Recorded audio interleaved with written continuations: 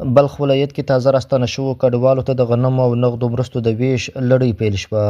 د ریاست الوزرا اداري مرستیال چې د یادو مرستو د ویش په مراسمو کې ګډون کړی و وویل چې په بلخ ولایت کې به 2200 کډوالو ته غنم او نغدي مرستې وویشل شي.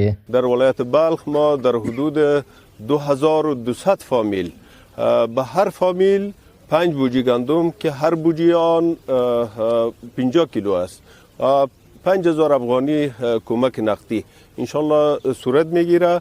این پروژه تنها به یک ولایت نیست، این پروگرام در همه افغانستان برای همه ولایات انشالله صورت میگیره. این محفل افتتاحیه کمکیه هستند که از طرف عالی قدر امیر المؤمنین حفظه الله تعالی اختصاص داده شده برای شما و به خاطر خدمات شما یک کمیسیون عالی شورای مهاجرین تشکیل شده. اداري مرستیال وایي په راستانه شوو کډوالو ویشل کېدونکي دغه غنم د هیواد په سیلوګانو کې له هغو زیرمه شوو غنمو ورکول کېږي چې د تیرو 2 کلونو پر مهال له کروندګرو په بیه اخیستل شوي او د بیړنیو حالاتو لپاره زیرمه شوي وو. ښاغلي حنفي دغه راز په نړیوالو خیریه بنسټونو او هیوادوالو غږ وکړ چې له کډوالو سره د مرستو په روان بهیر کې دي ونډه واخلي.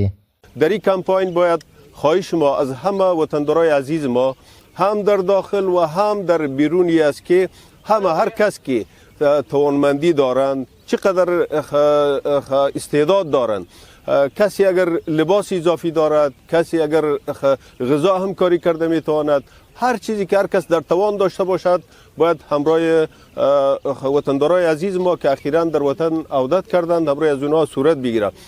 راستانه شوي کډوال د یادو مرستو هرکلی کوي خو له حکومت بیا د کار او سرپناه برابرېدو په برخه کې د لاسنیوي غوښتنه کوي. پښتنو دغه دولت سره چې یو وظیفه راکړي او کار ما برابر دغه کې نو اوس دلته موږ هم ناولد یو سره دغه دولت سره دغه ده ماجور سره مرسته وکړي ځکه راکړي یو کار روزګار ته برابر کړي. نور موږ د ملک شي نه غواړو، د خدای شکر د خپل په ملک یو کار او روزګار یو د ماشام بچانو رقص پیدا شي. نور موږ د دې شي نه غواړو.